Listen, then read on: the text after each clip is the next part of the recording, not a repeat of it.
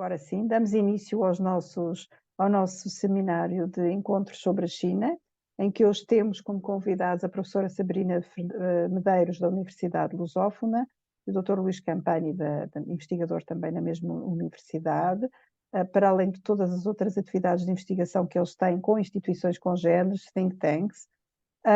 Esta sessão será dedicada aos wargames chineses, que nós realmente na língua portuguesa não temos este hábito de traduzir para jogos de guerra, não é? Usamos a terminologia anglo-saxónica. E também gostaria de informar àqueles que se juntam a nós pela primeira vez que nós temos, estes seminários são interdisciplinares e que nós já os realizamos há bastante tempo, entre 3 e 4 anos. É uma parceria entre o Centro de Estudos Internacionais e o Centro de Estudos e Investigação de Sociologia, que está cá uma das co-organizadoras. Sou eu e a nossa colega Sofia Gaspar, falta a nossa colega Thaís, que não se pôde juntar, Thaís França, que não se pôde juntar a nós hoje, e também gostaria de vos dizer que o próximo seminário decorrerá no mês de fevereiro. Como vos disse, é um seminário interdisciplinar em que nós abordamos temas dentro das ciências sociais de muito vasto âmbito, portanto não é só dedicado à área de estudos internacionais. Também gostaria de agradecer ao professor Paulo Duarte e ao nosso investigador Augusto Ochoa, que se junta a nós, juntam-se a nós os dois como comentadores e vão comentar esta sessão. Portanto, é um privilégio porque nós geralmente temos uma pessoa que apresenta e um que comenta. Desta vez temos um duo de investigadores que apresenta e um duo de investigadores que vai comentar. E passaria já aqui o palco, como se diz em língua inglesa, mas daria aqui a fala, passaria a fala, como se diz na boa língua portuguesa do Brasil, da Sabrina e do Luís, à Sabrina e ao Luís. Muitíssimo obrigada por se juntarem a nós e nos darem o privilégio de partilhar connosco a vossa investigação. Muito obrigada. Nós que agradecemos, Kátia, na sua figura. Eu queria agradecer a todos os envolvidos nesse evento, professora Kátia Miriam Costa, com quem eu tenho o prazer de dividir, né, uma parte dos nossos estudos, no que toca à China em especial, e à maritimidade. E, em seu nome, eu quero agradecer a todos os envolvidos, em especial aqui a Sofia Gaspar, presente, mas também aos nossos debatedores, discussants, e meus amigos também, professor Paulo Duarte e o doutorando Augusto Shoa. Eu tive... essa é a primeira vez que eu estou com Augusto num seminário de caráter acadêmico, propriamente. A gente tem uma interface, para além da nossa amizade, a gente tem uma interface muito particular ligada aos jogos interativos, e com o professor Paulo Duarte, o comum interesse pelos estudos de China. Então, para nós é um privilégio. Meu parceiro aqui hoje e para esse paper é o investigador Luís Campani. Ele compartilha comigo uma linha de investigação dedicada à inteligência artificial e fazendo advocacy junto à Genebra. O Luís participa das reuniões junto ao CCW em Genebra, na área de inteligência artificial, pela think tank. Então é na think tank que a gente se encontra, embora eu tenha sido professora do Luís também, hoje eu não sou mais, mas o Luís é investigador da think tank, é lá que a gente está juntos. E a partir da nossa experiência de investigação no GitHub, no nosso laboratório na Lusófona, com essa interface, a gente resolveu desvendar essa cena. Esse paper é um paper que partiu de uma investigação primária, porque não havia na literatura ocidental fontes confiáveis sobre os sistemas que predominavam como os utilizados para efeito, né, de simulações e jogos de guerra no sistema da defesa nacional chinesa. E então a gente precisou primeiro desvendar e depois tipificar o que era a tendência para os jogos de guerra, para o wargaming, dentro dessa cena, levando em conta que também no mundo ocidental, digamos, no West-based knowledge, também é uma cena muito recente.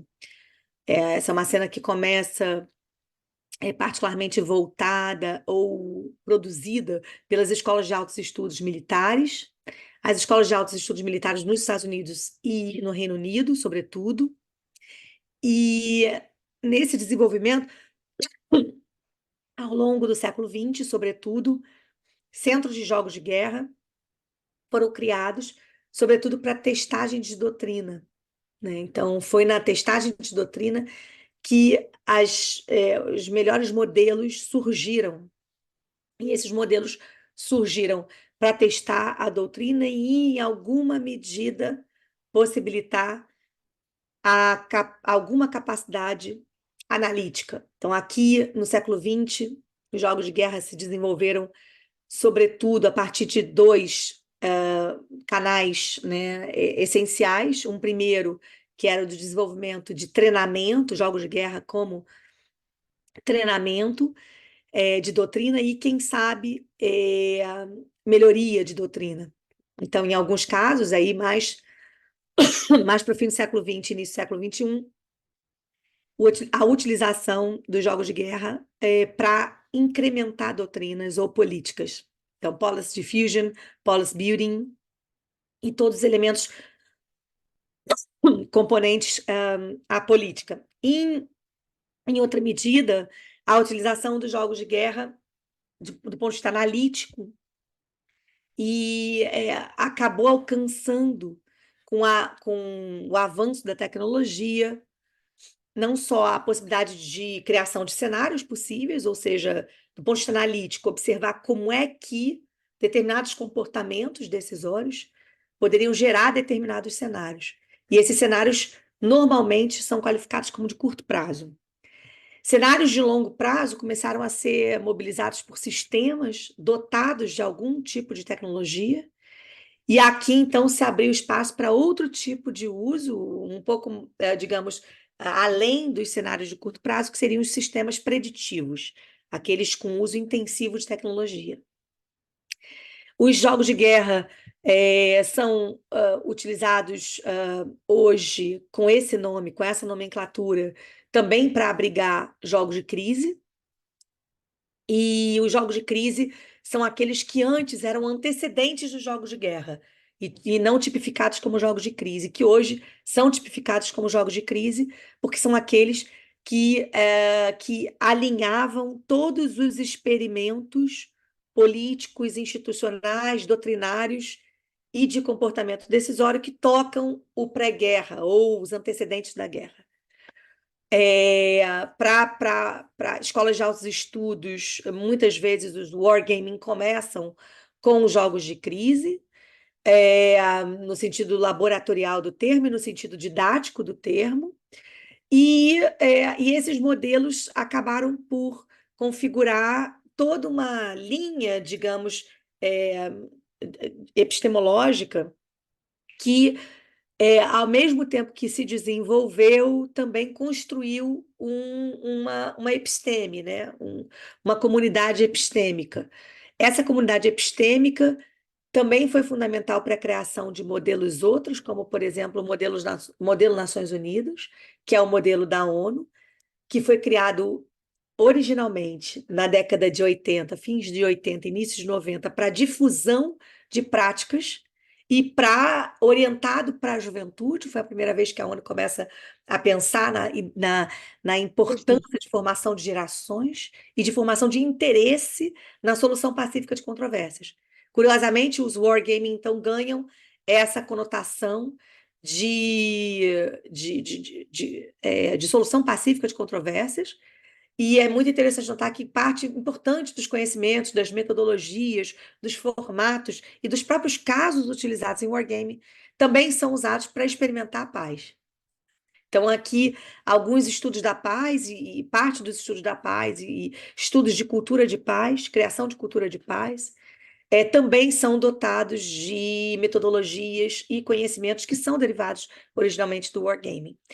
Essa cena foi, digamos, qualificada nos últimos anos por meio do congresso da ISA, da International Studies Association, e em que foi criado um grande primeiro workshop que produziu, acho que a primeira grande reunião de scholars da área de wargaming entre, por exemplo, Berkeley, a think tank como a Rand Institute, St. Andrews University e outras universidades.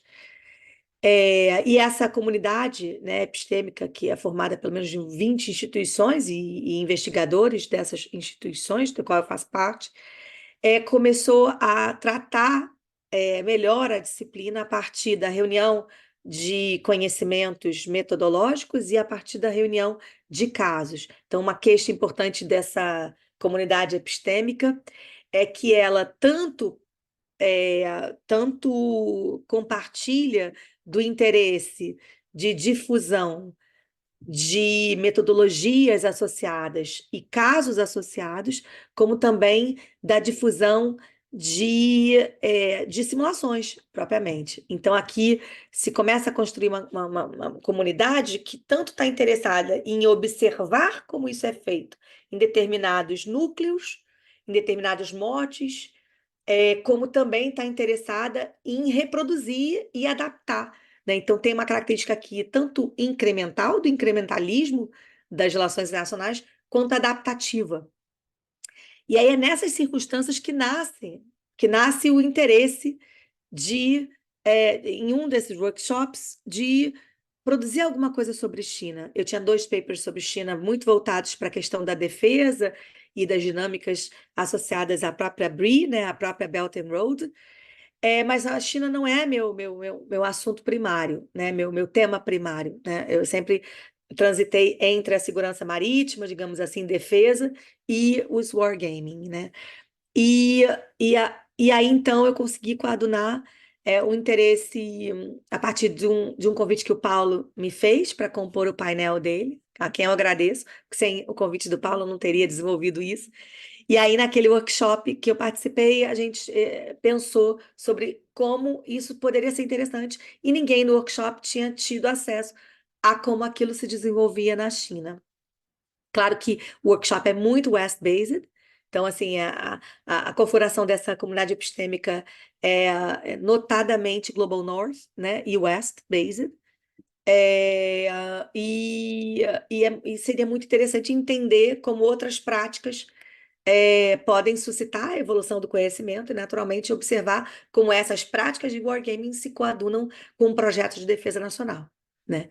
Então, surgiu dali o primeiro interesse, e então eu convidei o Luiz para avançar comigo, o Luiz que estuda chinês, que tem um interesse preciso também, e que, além de estudante também do chinês, é um poliglota, então achei que o Luiz estava bem preparado para me apoiar nessa que era um trabalho, que era um trabalho de arqueologia, né? Então, arqueologia de fontes primárias e de fontes secundárias, que para nós foram tratadas como fontes primárias, porque nós utilizamos o material associado que foi publicizado sobre jogos de forma unívoca, ou seja, dando o mesmo empenho ou, digamos, de alguma forma, importância a tantos materiais que falavam sobre como é que eram os jogos ou que descreviam os jogos,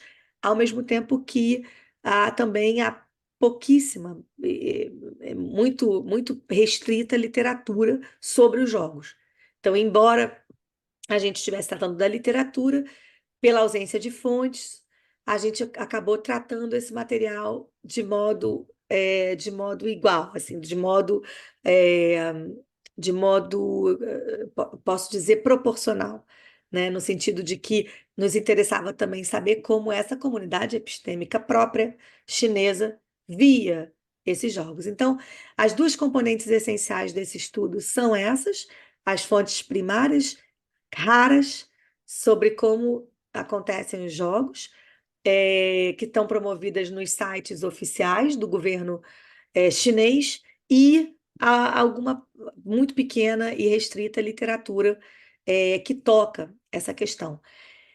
Como todo estudo primário, né, ele não conseguiu ser dotado, digamos, da hipótese, ou seja, adotar a hipótese inicial do estudo, que era observar algum tipo de relação com a Belt and Road.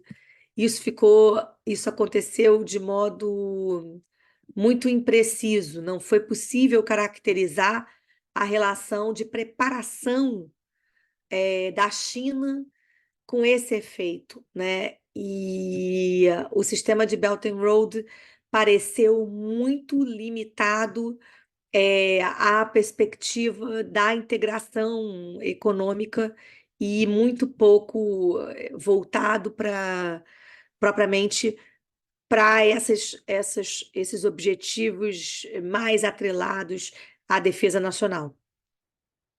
E aí, nesse sentido, a conclusão que a gente esperava, né, de alguma forma primária, dessa relação não aconteceu.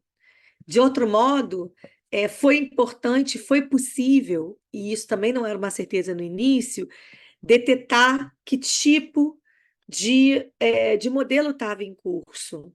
E algumas conclusões que nós gostaríamos de compartilhar e que nós compartilhamos por meio do paper que foi publicado pela revista da Escola de Guerra Naval, que são, então, assim, o primeiro ponto é sobre, eu diria, eu destacaria nas seguintes camadas. Numa primeira camada, como o estudo observou esse domínio da pesquisa de jogos de guerra, né, ali no ambiente chinês, e as suas relações com a Belt and Road, né, a iniciativa da Rota da Seda, né, do Cinturão e Rota da Seda. E, nesse sentido, o estudo observa esse domínio, detecta as tendências de uso e observa que essas tendências são voltadas para treinamento e predição, né? Então, assim, enquanto os wargaming per se, na sua forma tradicional, estão voltados para treinamento e predição,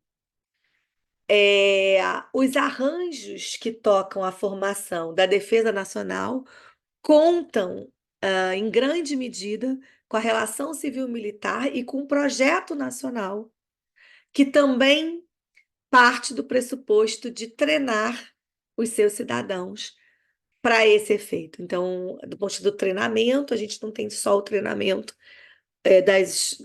militar, propriamente, estrito senso, mas a gente também tem todo um treinamento em função do projeto de defesa nacional, que se qualifica pela presença e convite, acho que quase inegável, dos estudantes e da comunidade acadêmica dentro das universidades chinesas para a participação de um grande modelo de simulação nacional. E, além disso, a predição por meio de computadores e sistemas que foram dotados de grande influência de modelos dos Estados Unidos, mas que, como também outros setores, a China começa a desenvolver por conta própria e, de alguma forma, esse conhecimento busca ali a criação de alguma autonomia, né, para isso. Das implicações e das descobertas, eu queria destacar que observa-se esse domínio de investigação de jogos de guerra e de crise, qualifica-se como esses arranjos de desenvolvimento chinês acabam por colaborar com o projeto de expansão do próprio Belt and Road. Então, de forma indireta, a Belt and Road é beneficiada pelos ajustes propiciados por um projeto nacional de defesa que inclui a formação e treinamento por meio de wargaming, né? E observa-se, portanto, uma perspectiva de segurança nacional e de defesa nacional calcada nesses jogos de guerra, com aparato de treinamento técnico que marca essa tendência influente para o desenvolvimento da defesa a partir disso e em relação ao Ocidente, que é onde ela começou a beber. É, as ferramentas, as tendências, do ponto de vista das tendências em relação ao desenvolvimento das ferramentas.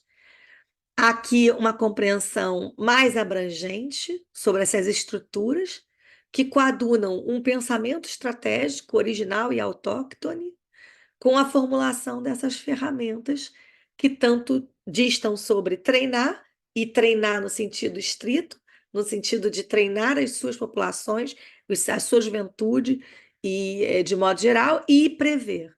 Então, do ponto de vista militar, me parece que nos pareceu que todos os esforços estão muito mais voltados para as ferramentas propriamente de predição, usadas por meio de desenvolvimento de algoritmos e computadores e softwares, dedicados a essa questão. Queria convidar o Luiz para ele fazer a colaboração dele na fala e produzir aqui alguns dos insights que ele também trouxe para esse estudo. Luiz, fique à vontade. Boa tarde a todos. Meu nome é Luiz Farias. Hoje eu vou falar para vocês um pouco mais sobre essa questão de como o Wargaming interage com a Nova Rota da Seda e vou começar falando sobre quais são as capacidades atuais da China. Vou aprofundar um pouco mais o que a professora Sabrina falou. Depois eu vou tentar relacionar potenciais usos para a Nova Rota da Seda e eu vou concluir falando sobre algumas notas sobre o futuro da guerra. Antes de mais nada, eu queria me apresentar. Eu me chamo Luiz, realmente a professora Sabrina falou do GitHub, foi um projeto de iniciação científica que começou há 2 anos atrás e através do qual eu fiz vários produtos relacionados à simulação militar, né, ao wargaming, é, dentro, inclusive, do novo referencial para paz e segurança, e produzi também depois um outro produto relacionado à inteligência geoespacial, no Wargaming, e depois passei para esse paper. Só uma correção, que eu não falo chinês nem sou doutor. Ou seja, eu tentei estudar chinês por um tempo, ainda tenho isso no meu horizonte e ainda não tenho, não tenho doutorado. Mas corroboro com o que a professora Sabrina também falou. Eu estudei 7 línguas, atualmente eu falo 5, e o chinês é uma das que eu tenho que dedicar mais tempo. Queria compartilhar a tela. Vocês conseguem me confirmar que vocês estão vendo, por favor? Certo? Ok. Então, É como iniciou o compartilhamento, mas eu não estou vendo a tela propriamente. A pronto. gente achou que vinha, agora foi. Agora foi. Perfeito. Então, só reforçando uma ideia central que a professora Sabrina já falou, o Wargaming, ele é importante para essa questão de você testar a doutrina, você treinar, formar pessoal. Isso é especialmente importante para exércitos que não têm experiência recente de guerra. E também tem um outro lado de você ter essa capacidade analítica, de você identificar externalidades, de você identificar potenciais problemas, você conseguir ter um conhecimento com mais nuances. Eu adicionaria uma terceira capacidade que o Wargaming tem de ajudar em situações, de ser alavancado, que é você criar sinergias institucionais. A professora Sabrina fez um exercício para identificar potenciais riscos para as Olimpíadas de 2016, se eu não me engano, no Rio, e você conseguir entender como diferentes instituições trabalhavam em conjunto.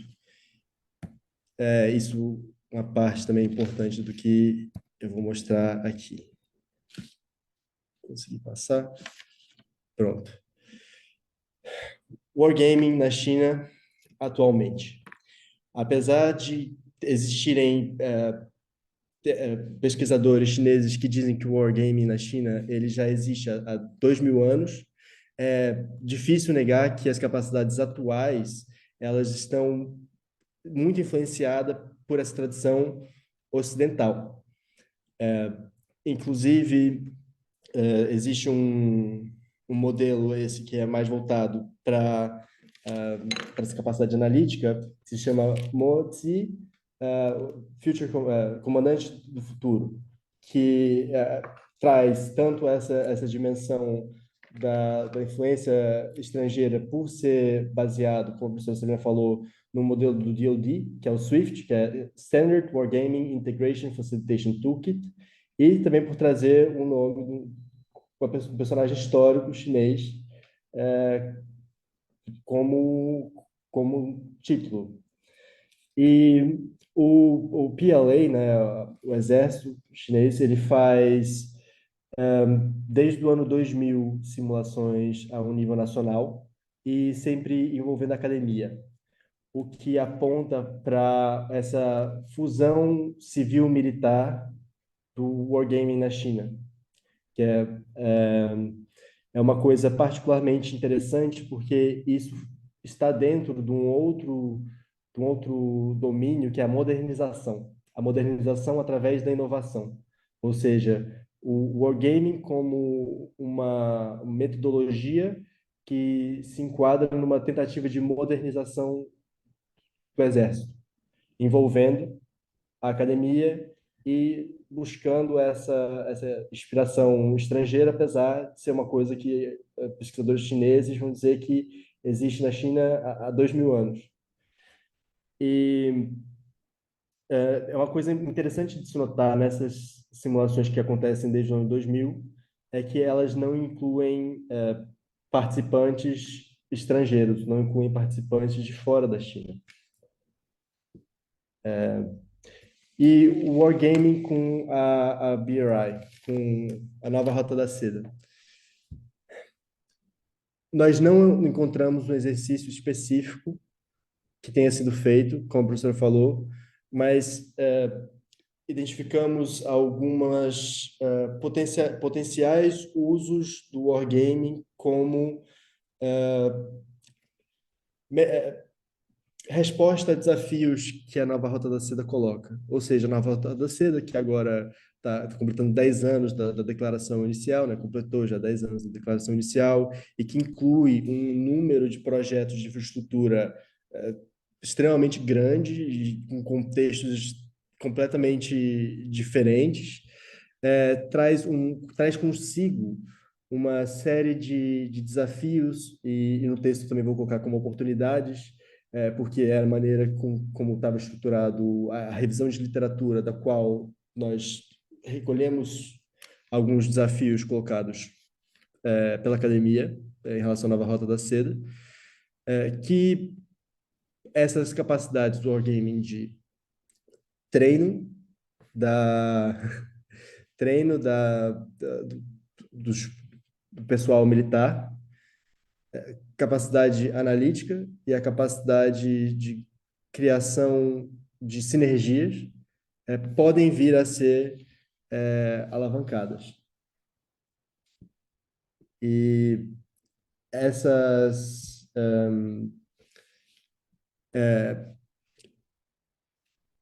esses desafios, começando pela instabilidade política em vários países que têm projetos envolvidos na nova Rota da Seda, que aumenta o risco de disrupção da cadeia de produção, pode ser utilizado, assim como essa questão da complexidade das fronteiras, de disputas territoriais e essa tensão geopolítica que está envolvida, são envolvidos projetos na Nova Rota da Seda.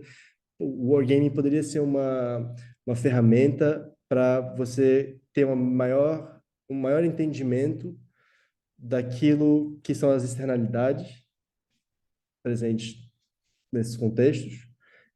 Existe um pesquisador que fala sobre a falta de proximidade, isso que ele quer dizer, falta de laços históricos entre certos países que estão incluídos na nova Rota da Seda, que tem projetos, e a China, e nisso, que a gente argumenta no texto também, né, apesar de não ter um exercício presente e não estarem envolvidos stakeholders internacionais nessa simulação anual, que você trabalhar junto com pessoas, instituições desses outros países poderia fomentar o entendimento e a criação de sinergias para você contrariar essa falta de proximidade histórica e cultural. Existem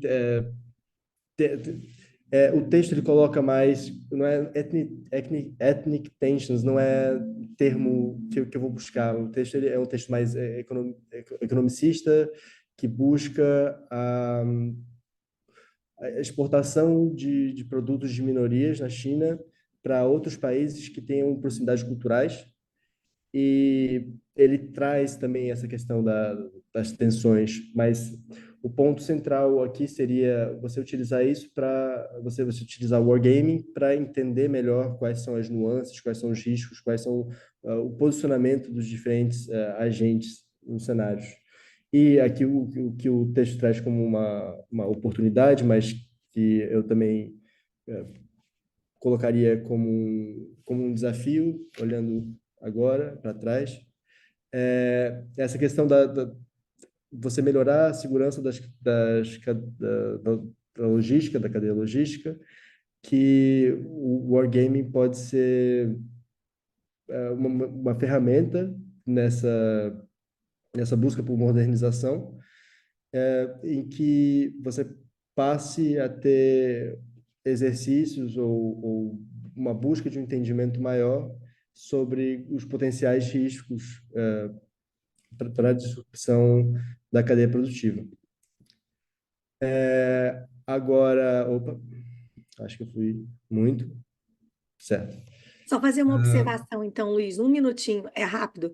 É só para dizer que, embora a gente não tenha encontrado o uso propriamente do BRIE, na BRIE, ou usando o BRIE, a gente tem os jogos de guerra que estão sendo criados para observar a BRIE, que não são chineses. Não são chineses, Que exatamente. não são chineses. Então, a gente queria ver como isso acontecia, e eu posso compartilhar um deles aqui, se vocês tiverem interesse, que é um especialmente voltado para Belt and Road, e que foi feito pelo Army College nos Estados Unidos. Então, existe esse interesse. E, do ponto de vista da China, isso não está claramente ligado a isso, a abrir propriamente, mas porque justamente o entendimento deles de jogos de guerra parece estar muito mais associado à própria guerra, justamente porque são sistemas preditivos.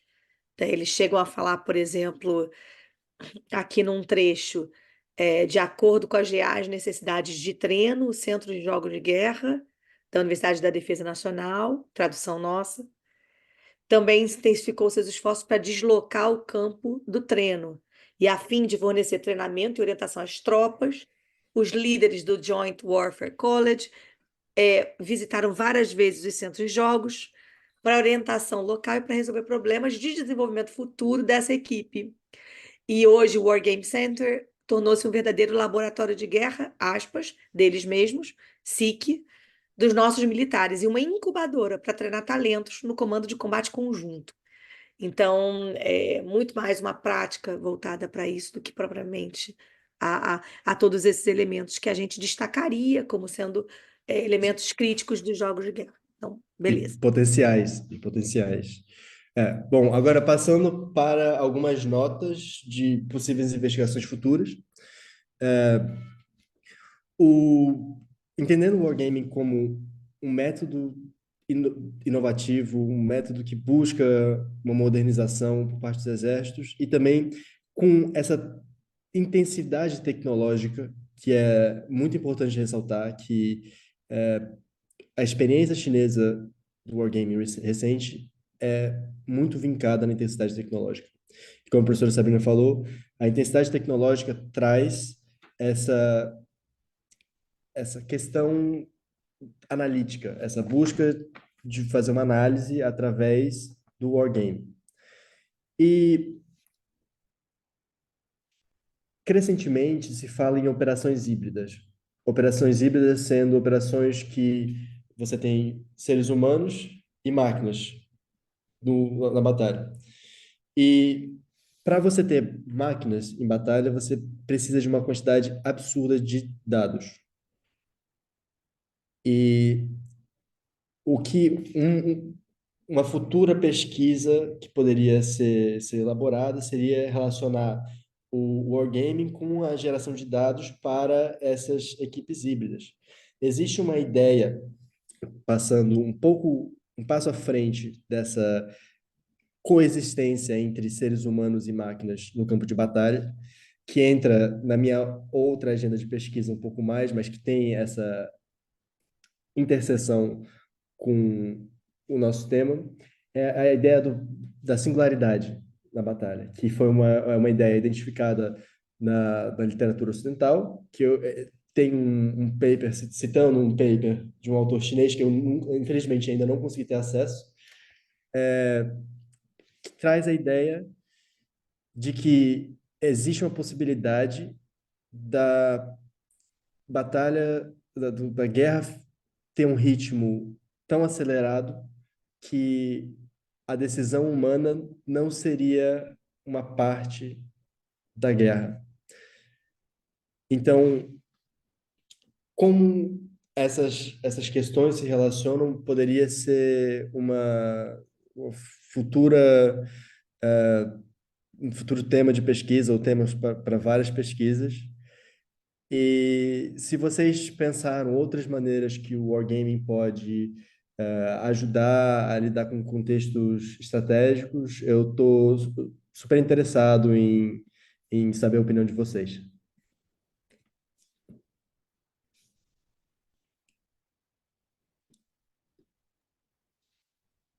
Obrigada, Luiz. Então, acho que a gente tem a oportunidade aqui de receber os insights e as perguntas, e eu acho que isso pode ficar ainda mais rico. Então, eu paro por aqui, paramos por aqui. Muito obrigada pela oportunidade, mais uma vez, de falar para vocês. Muito obrigada, Sabrina e Luís, por esta fantástica exposição. Sem mais delongas, eu passaria a palavra aos nossos comentadores. Se calhar primeiro passo ao Paulo e depois ao Augusto, se concordarem com esta ordem, sendo que depois vocês entrariam em debate com eles, reservando aqui um tempinho, pelo menos 15 minutos, para o debate com a audiência. Tá bom? Muito obrigada, Paulo. Então passa a ti.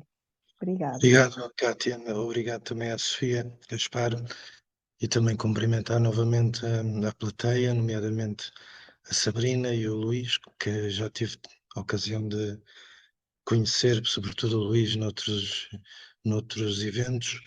E pronto, também os que estão aqui presentes, interessados por estas questões. Eu confesso que também o Augusto, obviamente, eu confesso que aprendi muito sobre wargaming.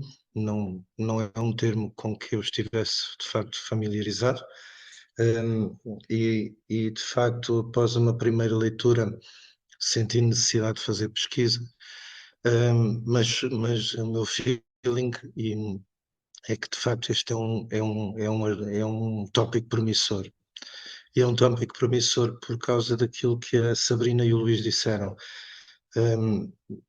Efetivamente, há esta necessidade, esta falha na literatura, e é evidente aqui o excesso que não deixa de ser curioso, o excesso de atenção dado ao wargaming no Ocidente e, sobretudo, potências não milenares, que é o caso dos Estados Unidos, pese embora, como o Luís e a Sabrina tivessem reconhecido, que a China é milenar nesta questão da estratégia, se revisitarmos Sun Tzu, não é? Portanto, achei isso bastante interessante e também aquela atenção que se dá à máquina e o homem, não é? A complementaridade, a interoperabilidade, um termo que vocês usaram e bem, a interdependência. Qualquer dia, de facto, o homem tem um papel residual, não é? Aquele filme que nós, não sei se foram ver, da Missão Impossível, em que a máquina já decide. E a máquina é efetivamente uma espécie de criatura que suplanta o Criador. E quando nós tentamos recuperar a nossa autonomia, poder de decisão, a máquina, às tantas, prega-nos uma rasteira. E, de facto, nós podemos estar perfeitamente a ser induzidos hoje a tomar decisões com base em algoritmos, não é? Não tanto por vontade própria ou por, enfim, pode haver lapsos criados pela própria máquina. A máquina que venceu Kasparov, a máquina não se cansa, as pessoas sim, têm fome e sede.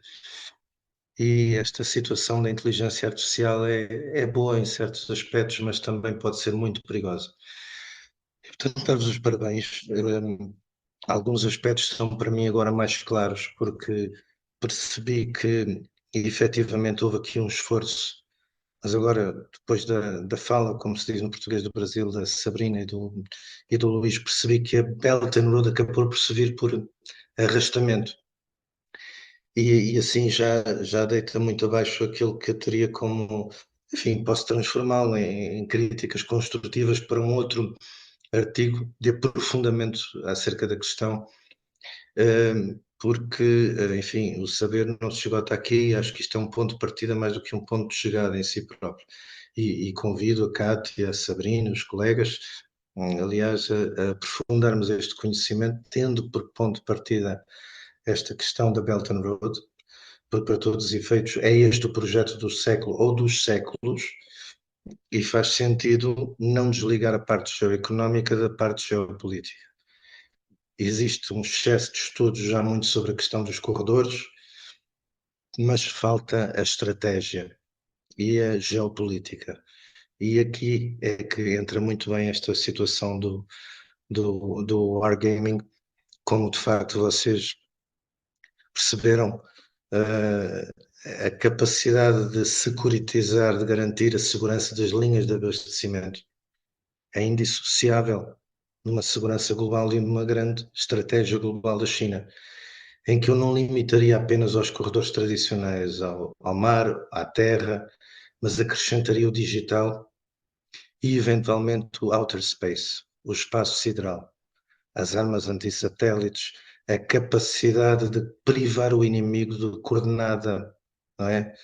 Através do não derramamento de sangue, já isso encontramos no tradicional e milenar Sun Tzu.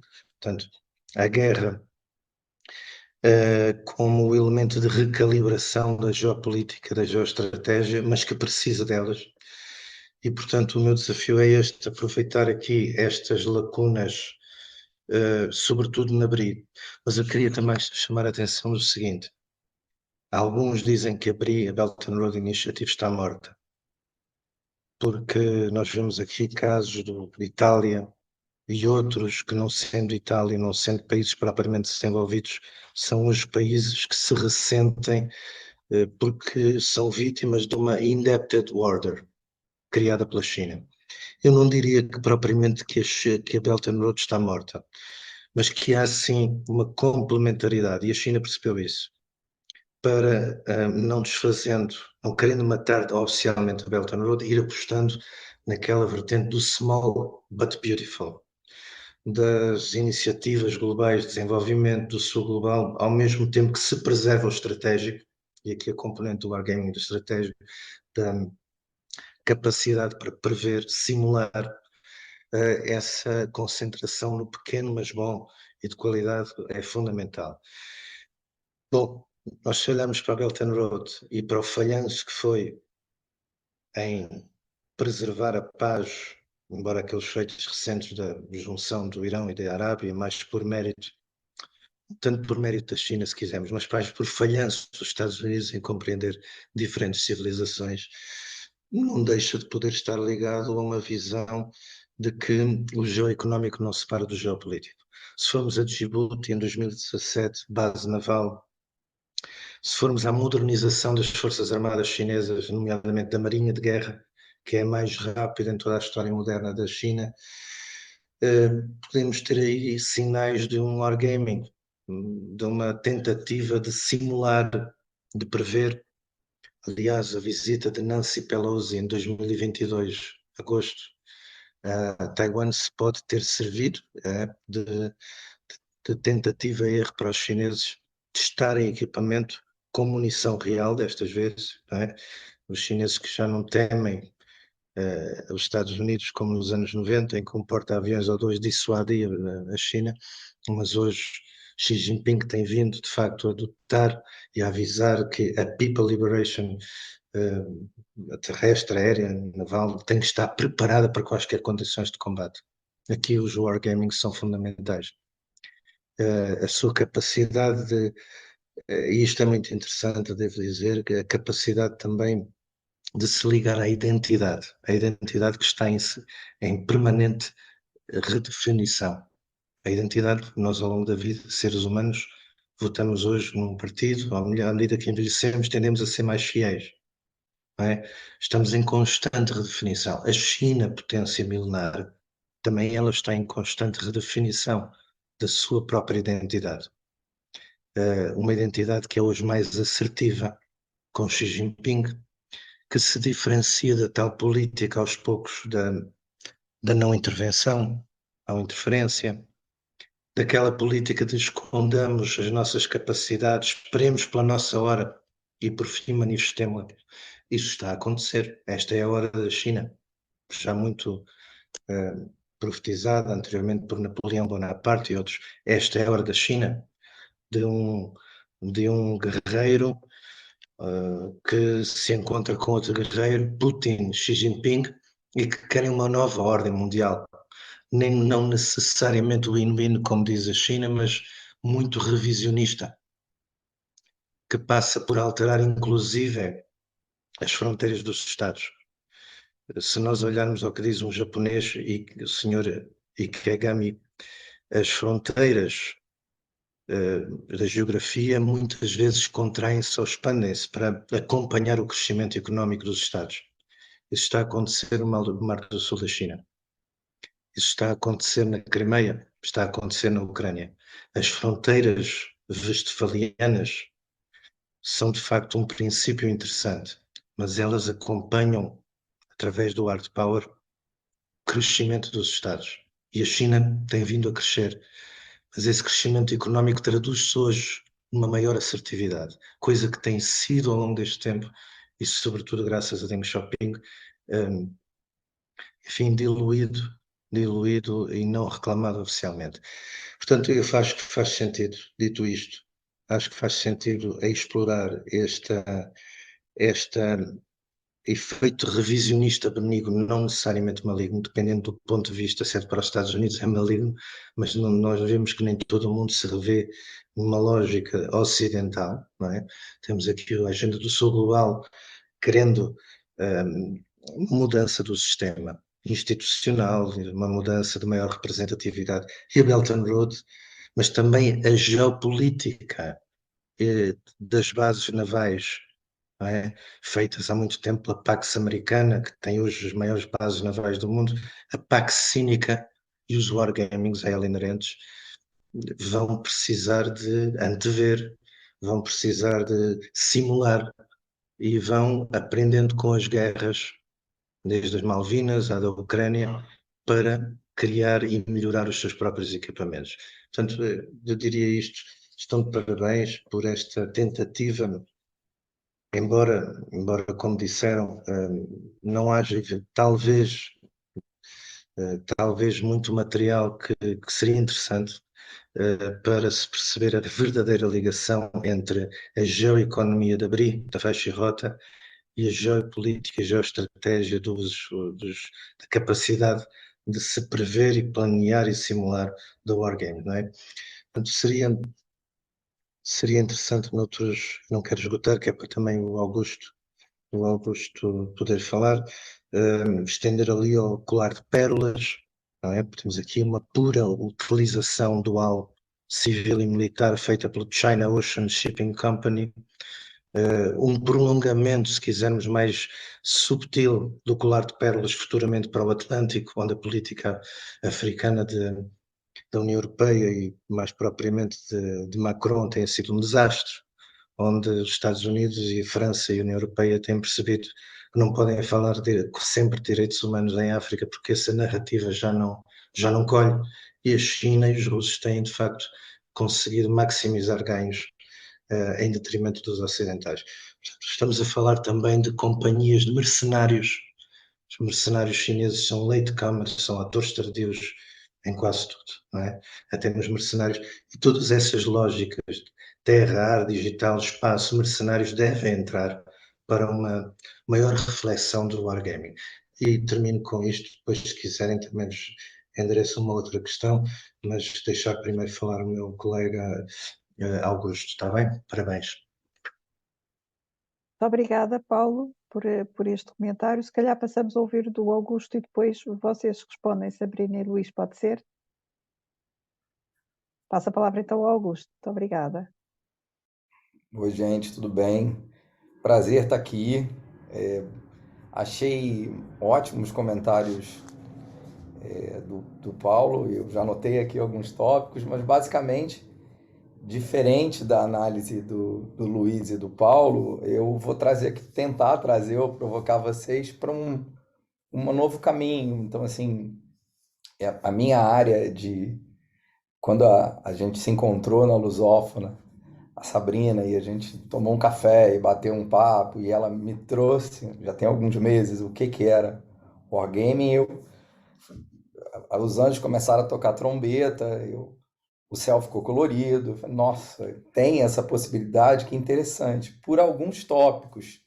Basicamente porque a gente está falando de gaming de cenário, então nesse mundo que a gente está vivendo de impacto da economia, o Paulo trouxe muito bem isso, assim, a China como essa economia global, essas mudanças radicais que era bem diferente dos livros de história que a gente lia. Hoje a gente é parte, a gente é ator desse processo e a gente não sabe para onde vai. É mais fácil ver o passado do que viver o presente, né? Então, tudo isso impactado por esse mundo em ebulição, pautado por tecnologia. Então, quando o Paulo deu o exemplo do filme aí, a gente está falando de ChatGPT, a gente está falando de... E aí? Me lembrou um filme também no Nicolas Cage, que aqui em Portugal acho que o nome é diferente, mas no Brasil era Um Homem de Família, que ele conseguia ver a vida dele como seria se ele tivesse tomado uma decisão no passado e tivesse casado com a namorada dele da faculdade. Por que veio isso na minha cabeça? Porque esse mundo ele é interessante, porque ele é um mundo perfeito quando a gente toma decisão e a gente pode voltar e avaliar. E na vida, fazendo um paralelo com a vida, com a psicanálise, que é um dos tópicos que eu estudo, é um ponto interessante para a gente analisar parte do que vocês trouxeram, do que o Luiz trouxe com total propriedade. Aliás, Luiz, eu estou com muita raiva de você por falar 5 idiomas, tá? O que eu tenho estudado nesses últimos anos, e aí foi até o ponto de partida para a entrada na lusófona do doutorado. Eu tenho estudado o Lego Serious Play, que é uma metodologia de ensino pautada em peças de Lego, e quando a Sabrina trouxe, eu achei interessante para fazer um paralelo com isso, né? Eu fiz há alguns anos a formação e eu tive chance no Brasil e aqui em Portugal entregar pelo menos para mais de 30 empresas, e a gente tem um número aí de mais de 1.000 pessoas, pelo menos, que foram impactadas, né? E eu vi semelhanças, tanto lá no artigo quanto no que eu pesquisei do Warning Games, em vários pontos com o Lego Serious Play, que eu acho que vale a pena, de repente, explanar aqui, para a gente tentar pensar juntos em possibilidade de futuro, ou quem sabe numa dobradinha. O Lego ele é uma metodologia como qualquer outra, e para mim foi interessante porque eu já trabalhava dentro de treinamentos em empresa. Eu fiz a formação em comunicação e marketing e vivia de treinamentos corporativos, né, lá no Brasil. E fiquei mais de 10 anos fazendo isso e usando como laboratório essa coisa do viés pragmático de estar ali, né, dentro da empresa, tentando misturar a academia com o mercado. Então, quando eu descobri o Lego Serious Play, que me remete a essa coisa do passado, uma metodologia que você usa os tijolinhos, que você consegue gerar reflexão a partir de um brincar, eu fiquei louco.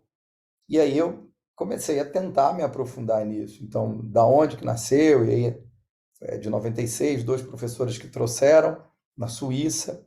Então, essa coisa de transformar em modelos, e aí eu posso até entrar num aspecto mais aqui freudiano, psicanalítico, essa coisa do resgate da infância, de você brincar falando sério, incentivar esses participantes adultos a tirar aquelas máscaras sociais, eu achei muito interessante. Então, eu falei, ó, é tudo que eu sempre quis para poder gerar resultados palpáveis, pautados em modelos. E aí, o que eu acho que é paralelo, eu posso até me aprofundar aqui, eu não quero me prolongar muito, é assim, essa coisa da análise dos cenários possíveis de comportamento e decisão. O Lego Serious Play também é para curto prazo, né? Então, um tópico que a Sabrina trouxe, que eu acho que é fundamental, que eu fiquei com o pé atrás, foi exatamente quando ela trouxe. O Wargaming também funciona como processo de paz. Então, o Lego Serious Play também é paz e é infância, é o tal do holding, a teoria winnicottiana, pós-freudiana. O jogo sério, eu preciso ir para a infância para que eu tenha liberdade para ser eu mesmo. Então, essa coisa de treinar e prever tem total relação, me parece, com o artigo que vocês trouxeram, né? A diferença talvez seja um processo muito mais macro e dentro da empresa, dentro da economia, como algo micro e não geopolítico, né? Então, essa defesa tanto nacional pode ser, em teoria, uma defesa organizacional, mas as bases em si me parecem as mesmas. Então, eu separei alguns tópicos aqui que parecem interessantes, eu não vou ficar me prolongando, tá, gente? Mas, assim, de sinergia, eu vi, por exemplo, a tomada de decisão para ambos, né? Então, dentro da metodologia Lego Serious Play, eu promovo essa tomada de decisão como uma compreensão visual. Vou tentar explicar isso aqui. Eu quero montar um modelo de aula que seja disruptivo.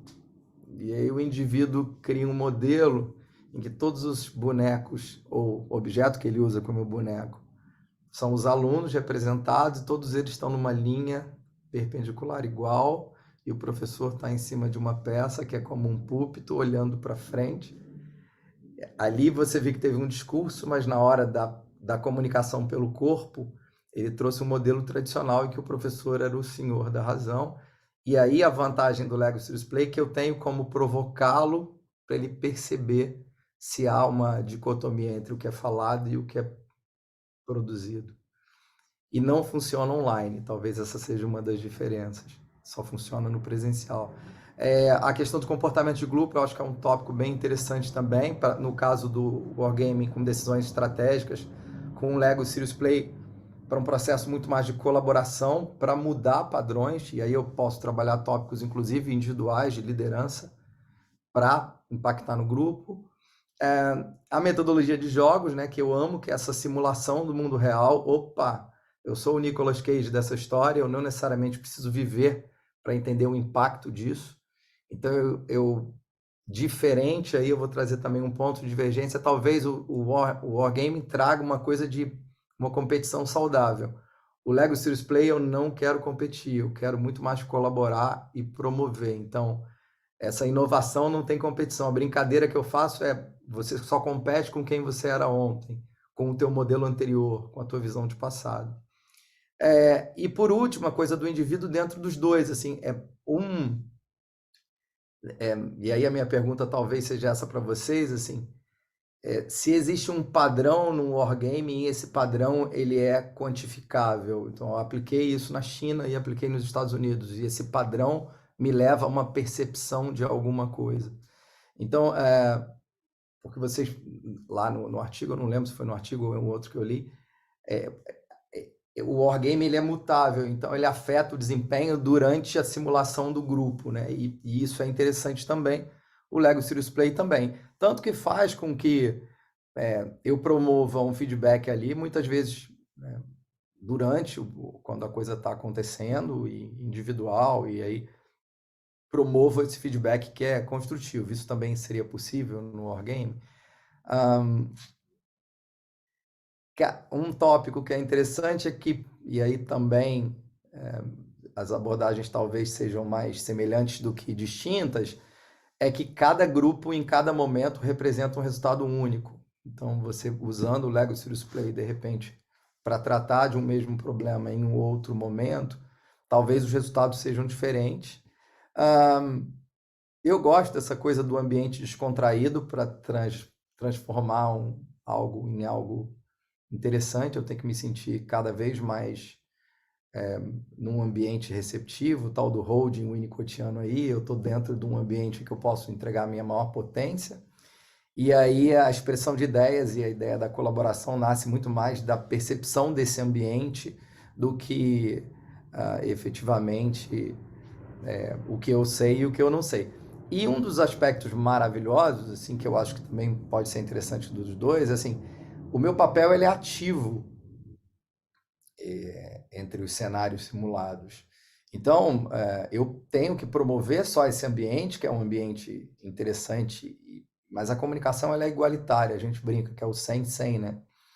Que não me interessa se você é diretor da empresa, ou se a pessoa que chegou é estagiário, se você fez pós-doc, se você tem um curso técnico, todo mundo tem uma percepção porque ele é individual e único.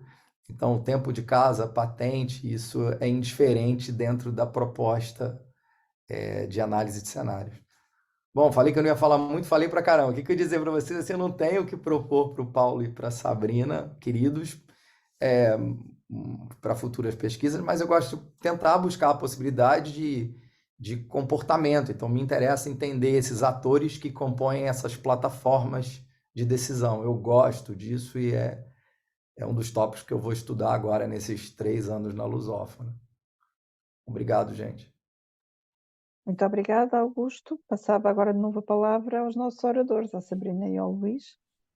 Luís, posso começar só com uma coisa bem wrap-up? Claro, Juro, claro. porque me veio aqui, antes da gente vir para cá, eu dei uma olhada no que tinha mais recente, porque o artigo foi publicado agora há 1 mês, 2 meses, e eu fui ver se tinha alguma coisa mais recente, e achei um artigo de outubro, né, muito recente, que é um artigo da mídia, né, da mídia oficial chinesa, e que diz alguma coisa que eu acho que tem a ver com tudo isso. Assim, um pouco do Paulo e um pouco do que o Augusto falou. Então, vou começar pelo fim, tá? Vou começar pelo Augusto para chegar no Paulo. O artigo diz que a América deveria parar de ser obcecada por jogos de guerra contra a China, né? Esse é o artigo. E eles vão citando vários desses jogos de guerra, um dos quais eu citei, né? E a ideia é de que os Estados Unidos estavam obcecados por brincar com a guerra. E com a diferença fundamental entre o jogo de guerra e a guerra é que o jogo de guerra não matava ninguém, né? Ninguém morria, que não adiantava. E eu acho que eles têm um ponto aqui que me faz chegar à questão propriamente até da psique, né? E eles dizem assim, no artigo: é aqui que reside o perigo da atual obsessão de Washington pelos jogos de guerra.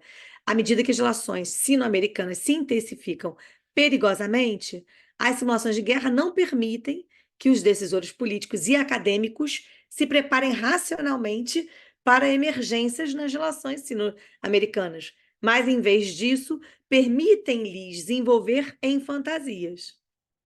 E aí, um pouco sobre as duas coisas, que me parece que existe aqui um desejo real, político, talvez, da China, de não fazer isso da mesma forma que os americanos fazem no que diz respeito a essa possibilidade de criação de fantasias, né? De fantasias ou uma espécie de esquizofrenia, né?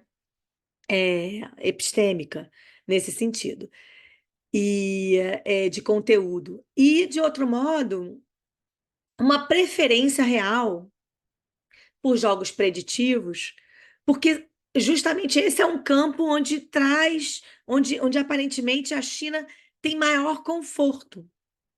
E tem um conforto no sentido de domínio, né? Domínio tecnológico, avanço tecnológico. Então, sistemas computacionais, predição. O principal professor, a gente mandou inúmeras comunicações para professores e para pessoas, investigadores voltados para a questão, a gente não conseguiu a resposta, a gente chegou até a ligar para os departamentos, mas um dos principais professores que é o Zhang Fenghu.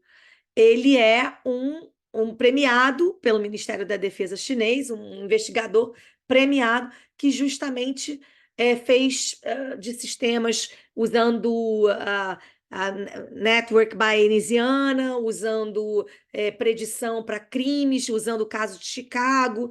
Ele gerou para terrorismo, vários sistemas e subsistemas computacionais que dirigem esse processo decisório e que alcançam algum tipo de predição que não é dotada humanamente. E aí, onde é que eu queria chegar na relação entre um e o outro, na minha perspectiva, do que Augusto promove? Quer dizer, Augusto fala de processo decisório com envolvimento da psique, propriamente, né? E do perfil psicanalítico de cada sujeito.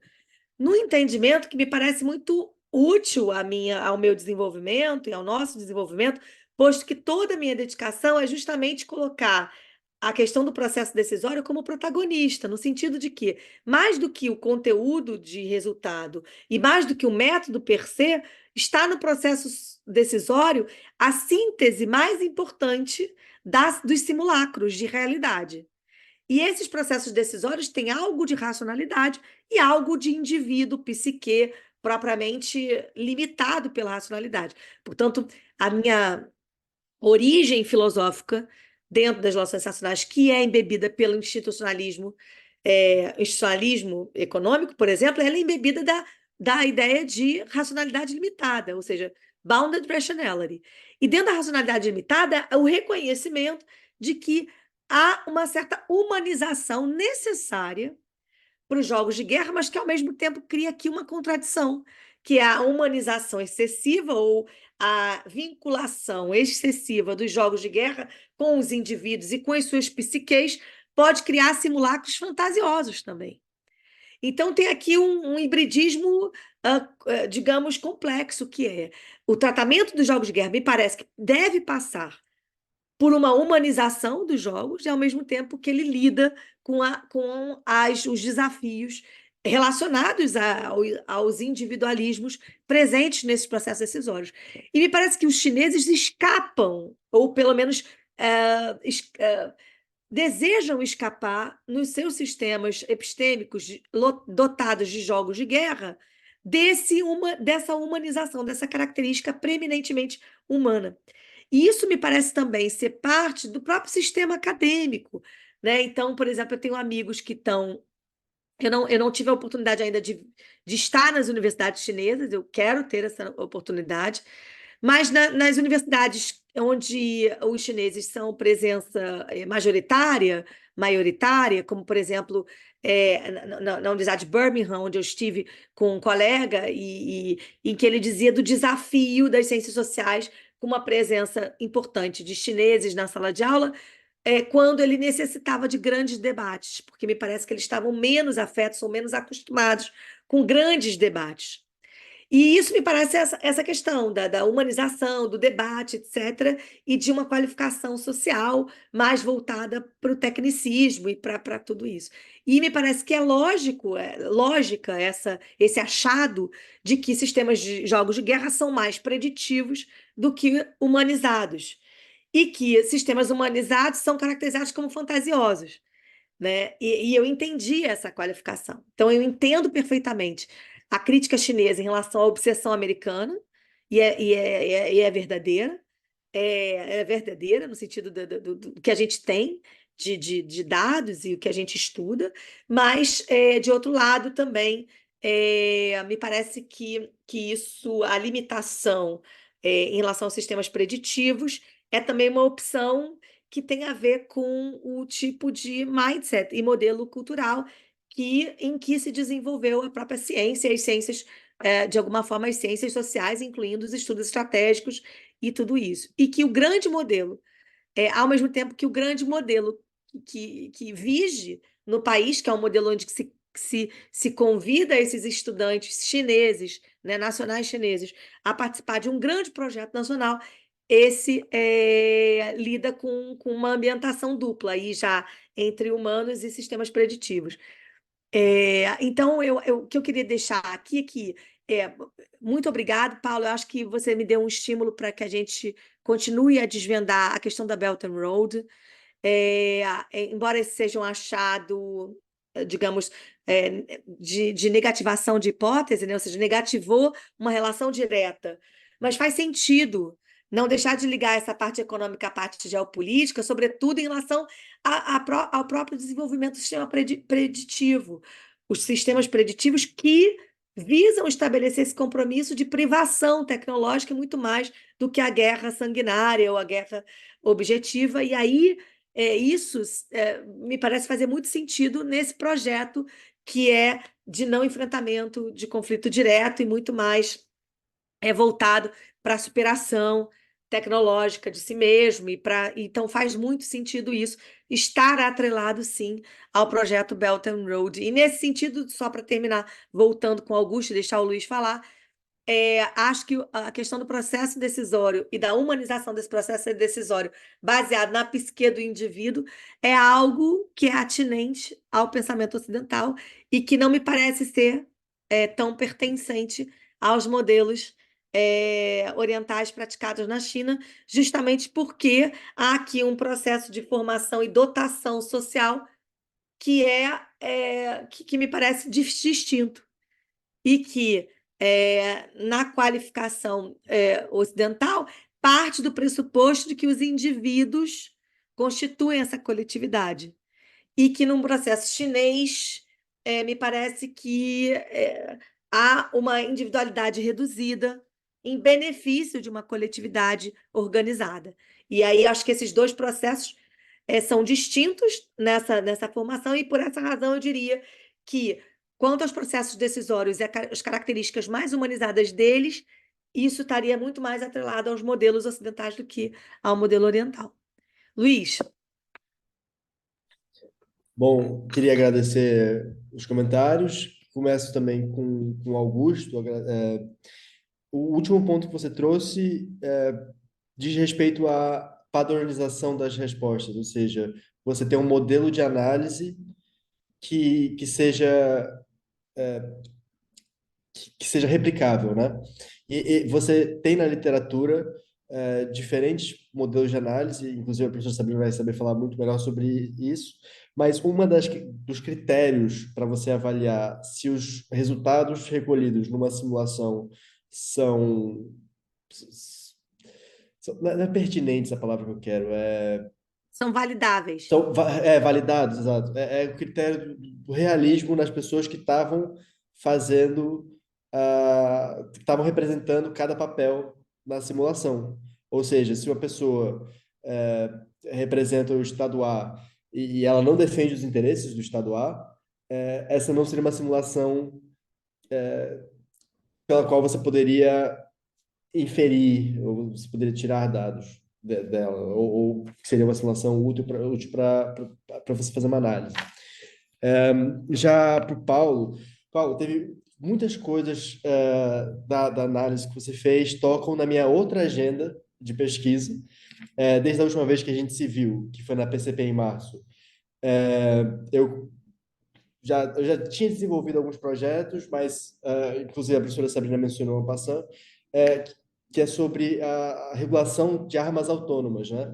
Muitas vezes, inclusive, no paper atual que eu estou fazendo, com a professora Sabrina, inclusive, nós vemos que existe uma busca de referências culturais para tentar entender essa situação da autonomia em sistemas de armas, né? E que também isso acaba gerando uma antropomorfização.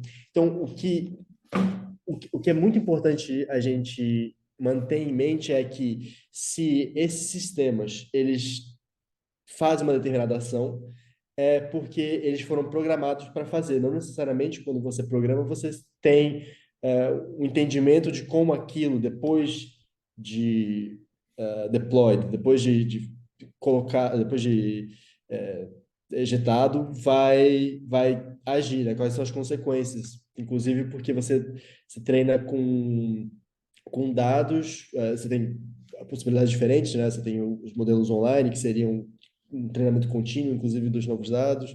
offline seriam os modelos que você tem um treinamento estático, ou seja, pré-feito, mas que acaba sendo sempre uma decisão humana, ou seja, uma decisão humana no sentido de que as máquinas, primeiro, elas não são responsabilizáveis.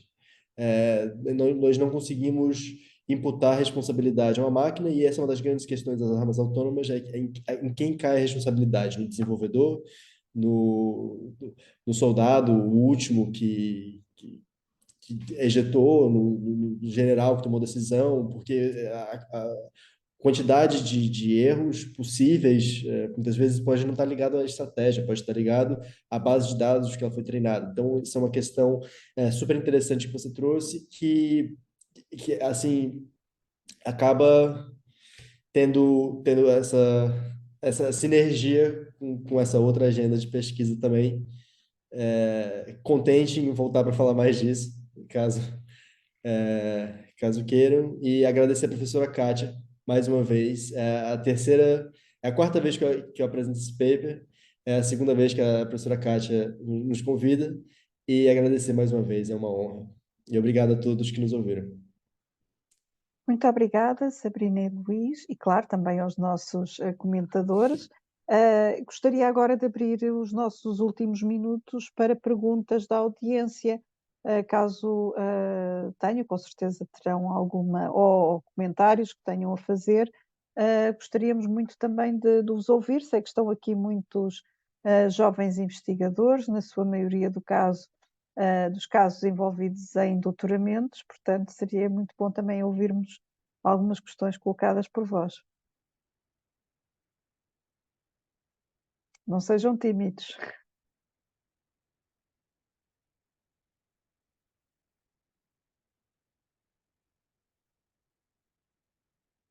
Faça favor, Daniel, se estou aqui a ver. Posso? Claro que sim. Obrigado. Gente, obrigado. Meu nome é Daniel Rio Tinto, sou professor na Fundação Getúlio Vargas, em São Paulo, na Escola de Relações Internacionais. Também sou vinculado ao Centro de Estudos Internacionais no SCTE. Obrigado pela apresentação, foi muito interessante ver o debate. Eu me interesso muito pelo tema dos jogos e jogos de guerra em particular, então tenho aqui uma série de comentários e ideias para suscitar o debate, e realmente gostaria de ouvir mais sobre essas questões. Uma coisa que parece que foi bastante falada e foi um ponto vou dizer contenção, mas foi um ponto de articulação ao longo da conversa, essa questão da humanização dos jogos, né? E isso acho que faz muito, tem muita utilidade, enfim, carrega muito no que vocês estão fazendo, né? Eu acho que eu argumentaria que a humanização dos jogos ela não é um defeito, ela é um feature, né? Ela está lá de propósito, né? Os decision makers, eles são pessoas, eles são humanos, e a gente sabe que o decision making é naturalmente humanizável.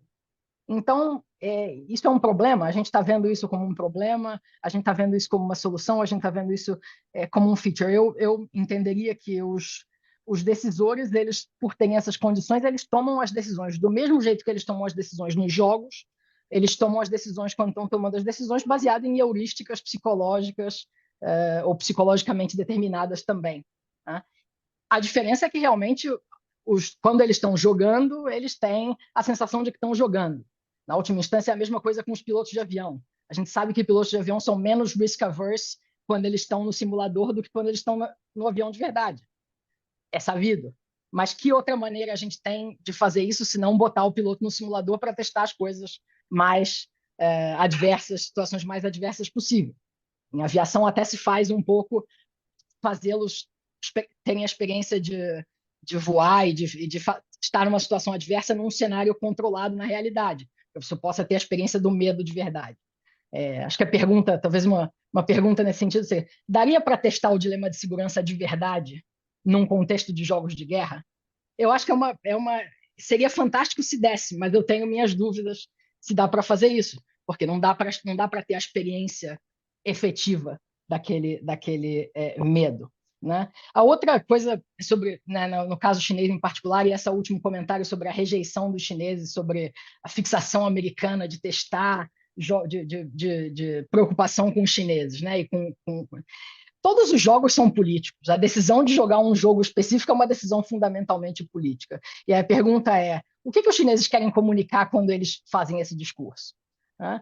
Porque isso se insere num discurso maior, me parece, chinês, de que nós não somos uma ameaça, nós queremos nos ascender sem causar burburinho no sistema internacional, nós não desgostamos de ninguém, não tem problema nenhum. Em que parte isso é comunicação política? Eu não sei se eu acreditaria absolutamente que esse tipo de cenário não passa pela cabeça dos chineses. Talvez não seja o que eles publicizem mais, ao passo que os americanos devem ser um tanto mais transparentes com os jogos que fazem. Acho que essa é uma variável interessante. E a última pergunta que eu quero fazer muito brevemente, mas que eu acho que é uma pergunta ampla, e vocês respondem como acharem viável, mas que é uma pergunta que eu faço sempre que eu escuto coisas sobre jogos de guerra, que é: como a gente consegue usar jogos de guerra em ciência política, como, se é possível e se sim como, enfim, ideias, como instrumentos quase experimentais para avaliar, voltando na pergunta sobre o dilema de segurança, para avaliar métodos e teorias da ciência política. Obrigado. Respondam o que der, eu sei que foi muita coisa. Muito obrigada pelas questões. Não sei se mais alguém quer colocar alguma questão, porque nós estamos mesmo a terminar o nosso tempo, portanto seria mesmo agora para os nossos palestrantes terem a oportunidade de responder. Não existindo manifestações de interesse, eu passo a palavra à Sabrina e ao Luís de novo. Obrigada. Luís, posso começar de novo? Só porque eu acho que... Daniel, você já esteve nos jogos de guerra e de crise com a gente? Ah, então tá bom. Então não estou tão desmemoriada. Eu acho que a gente já circulou em algum momento juntos e tal. Isso é uma oportunidade enorme de estar aqui contigo. Obrigada pela pergunta. A questão do dilema de segurança, né? Então, assim, me parece que os jogos são os jogos de guerra. O Brasil, por exemplo, foi um dos que desenvolveu, na altura dos anos 2010, o Brasil era um dos 5 que tinha desenvolvido completamente um software de guerra naval autônomo, né? E nesses simulacros, eu lembro a primeira vez que os alunos estavam fazendo e eles falaram: professora, a gente criou uma derrota chamada Sabrina. E eu falei: não podia ser uma vitória chamada Sabrina, tinha que ser uma derrota. E aí eu descobri que as derrotas são as rotas dos jogos de guerra marítimos e que eles tinham como principal função a mobilização operacional, né, da guerra propriamente. Mas que esses indicativos de caráter, ou condicionantes de caráter estratégico, são normalmente jogados sem, provavelmente, sem ter como munição os jogos propriamente de guerra operativos. E há pouca relação entre os dois ainda, eu acho que nos sistemas em geral. Eu acho que falta aqui uma ponte entre os jogos estratégicos e os jogos operativos, e talvez é isso que, talvez mais do que propriamente gerar sistemas preditivos próprios e autônomos, é usar os sistemas em benefício desse trânsito entre as medidas de caráter estratégico e com interferência humana e aquelas outras. É o que a gente tem tentado fazer agora, por exemplo, tentando dinamizar, eu falo já sobre isso, o software que a gente desenvolveu, mas sobretudo no ponto de vista da metodologia, tentando alinhavar o que seriam processos tomados por inteligência artificial em contraposição aos processos que os humanos tomariam ao longo dos processos das decisões tomadas nos jogos. Então, do ponto de vista metodológico, se é possível fazer com a questão do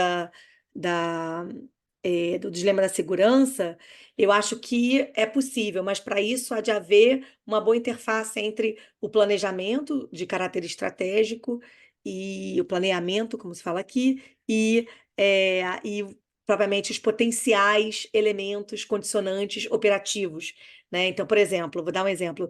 Eu tenho um amigo, que é o Alves de Almeida, meu colega na Escola de Guerra Naval, antes de eu vir para Portugal.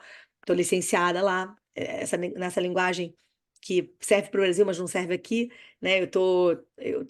Tenho lá, sou professora associada no Brasil, e pedi uma licença para vir para Portugal. Estou aqui há 3 anos, sou professora hoje na Universidade Lusófona. Mas esse meu amigo e colega de lá criou um ranqueamento de marinhas. Então, ele possibilitou pela primeira vez, usando os parâmetros do Jeffrey Teal, uma quantificação desses parâmetros de modo a comparar e fazer um counterbalance entre as marinhas. Se eu usasse, por exemplo, esses parâmetros, eu poderia quantificar, baseado nisso, do que era a força em relação a esse potencial de dissuasão e o que isso poderia significar em relação aos comportamentos decisórios terceiros. Então, isso é possível, mas eu não vi isso funcionar muito bem em nenhum lugar, né? Mas eu acho que seria muito interessante tê-lo, e acho que isso traz insights interessantes, assim. É, acho que essa foi a última pergunta. Não, em relação às metodologias.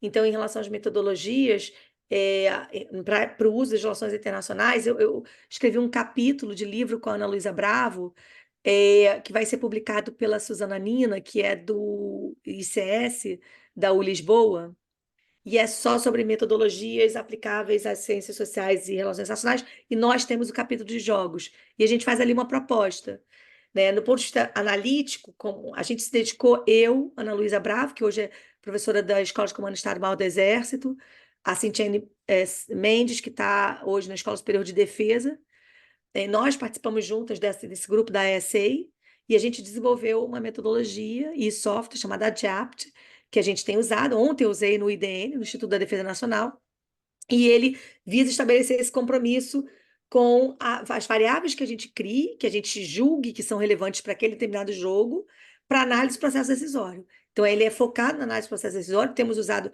extensivamente com o Luiz, inclusive, já usamos algumas vezes, usamos na Uppsala, numa simulação nuclear, aliás, talvez tenha mais a ver com o que você está a falar. E te convido para participar da simulação nuclear no ano que vem, com a Uppsala. A Suécia teve enfim, fez um pedido às universidades para que elas se preparassem para a guerra, e a universidade criou um curso multidisciplinar que tem um módulo só voltado para o jogo, para potencial guerra nuclear envolvendo a Suécia. E a gente possivelmente vai fazer ano que vem de novo, na altura de agosto, início de setembro, e te convido, me lembra disso, para você estar junto. E também coloco à disposição o software, o Adapt, que tem como objetivo difusão científica, para qualquer um, né? Não só o Daniel, mas qualquer colega que queira fazer uma simulação com seus alunos e queira utilizar, vai ser uma honra para a gente ter a companhia de vocês nesse processo de amadurecimento metodológico. E é isso. Luiz, quer Luís, completar? por favor. Eu só adicionaria uma coisa, né, ao comentário do professor Daniel, que essa humanização dos jogos são um feature, um defeito.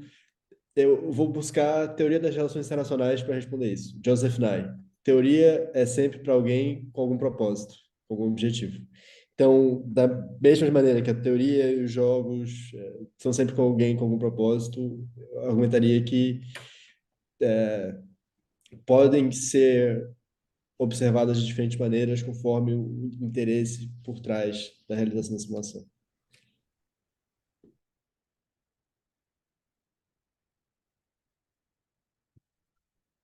Obrigado. Obrigada, Luís. É que estava-me a aparecer um corte e eu não tinha percebido se já tinha terminado ou não. Muito obrigada. Chegou aqui a nossa hora de finalizar este nosso encontro, estes nossos encontros sobre a China. Eu lembro que o próximo será em fevereiro. Nós ainda não temos o dia marcado, mas será no início de fevereiro, porque depois a seguir temos o Carnaval. Queria reiterar o agradecimento por todos os colegas que participaram, também à nossa audiência. Também desafiava a audiência a colocar as câmaras. Não é obrigatório, mas eu assim fazia uma foto do grupo, porque acho que é bonito ficarmos com essa recordação no final. Portanto, se conseguirem colocar as vossas câmaras, eu faço aqui uma foto. E os que não colocarem as câmaras aparecem sem foto, quem não tiver. Ainda temos alguns, não sei se vão colocar ou não, só mais uns segundos. Sofia, não sei se queres dizer alguma coisa enquanto eu faço estas questões aqui mais comunicação. Não, agradecer muito à Sabrina e ao Luís e também ao Paulo e ao Augusto pelo debate aqui. Não faço ideia, não fazia ideia do tema, fiquei bastante mais esclarecida. O meu tema são migrações chinesas. Como disse mas como disse a Kátia, os encontros sobre a China são interdisciplinares, portanto, podemos aqui cruzar vários saberes e pronto, e temos felizmente conseguido manter já há alguns anos, não é, Kátia? Estes encontros. Quase 4, quase 4. Quase 4, e cada 2 meses estamos aqui com novas temáticas, novos conhecimentos e tem sido muito, muito rico. Muito obrigada a todos os presentes e boas festas. Boas festas a todos. Obrigada e espero ver-vos novamente em fevereiro. E novamente um agradecimento muito especial à Sabrina, ao Paulo, ao Luís, também ao Augusto, que eu ainda não conheço pessoalmente, mas o Paulo, a Sabrina e o Luís já tivemos o prazer e o privilégio de coincidir várias vezes e espero que continuemos a trabalhar e que agora também trabalhemos com os que estão aqui na audiência connosco, que estes encontros também é esse o objetivo, é estimular novas parcerias e nós sabermos o que é que cada um de nós está a trabalhar para futuros trabalhos conjuntos. Portanto, só tenho que vos agradecer imenso. Muito obrigada. Obrigado e parabéns pela Agradecemos. iniciativa. Boas festas para Obrigado, boas todos. festas. Boas festas. Grande abraço. Tchau, tchau. Deusinho.